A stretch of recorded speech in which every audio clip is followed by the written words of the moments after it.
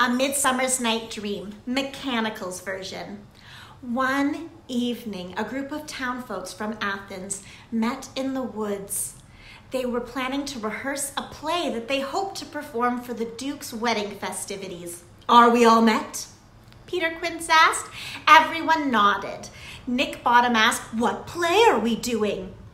Peter Quince told them they would be doing the story of Pyramus and Thisbe, and he proceeded to read out the casting. "You, Nick Bottom, are set down for Pyramus." "What is Pyramus?" Nick Bottom excitedly asked. "A lover or a tyrant?" "A lover," Quince told him. "Francis Flute, the bellows mender, you are down for Thisbe." "What is Thisbe?" Flute asked nervously. A wandering knight?" "It is the lady that Pyramus must love," Quince told him. Flute was unsure if he wanted to play a lady or not, but just then Bottom interrupted. "And let me play Thisbe too. I will hide my face and speak in a monstrous little voice. Thisbe, oh, Pyramus dear." Quince frowned and told Bottom that he must play Pyramus. Quince continued to read out the casting, with Bottom often interrupting, asking to play every single part, especially the lion. "I will roar and make the Duke say, 'Let him roar again, let him roar again.'" "No," said Quince, "you may do it too well and scare the audience." Bottom offered, "I will roar in a monstrous little voice like a suckling dove." Roar.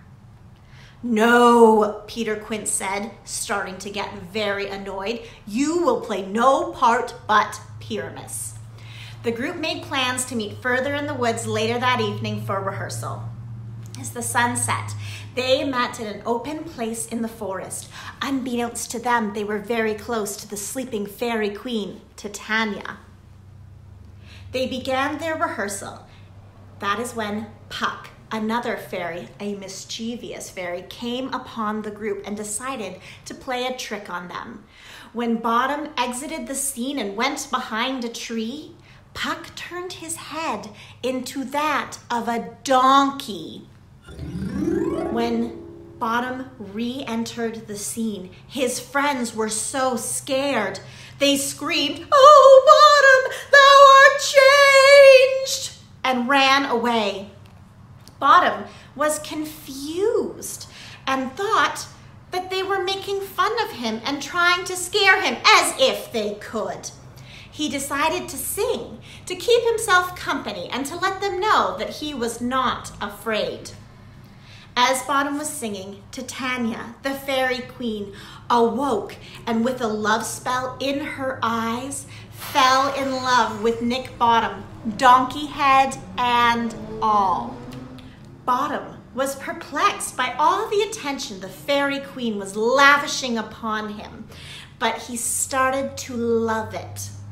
Oberon, Titania's fairy king, who put the love spell on Titania, began to feel sorry for her. And when she and Bottom fell asleep, Oberon removed the spell from Titania's eyes. When she awoke, she saw her former love, the donkey man, and was embarrassed. "Oh, Oberon, what visions have I seen?" The two of them left arm in arm, and Puck turned Bottom back into a human man without a donkey head. Bottom rushed off to tell his friends of the crazy dream he thought he had had. Later that night, at the Duke's wedding, their play was chosen to be performed, and they performed it before everyone in the court. "This is the silliest stuff that e'er I saw," said Hippolyta, the Duke's bride and the queen of the Amazons. Their play ended to great applause. The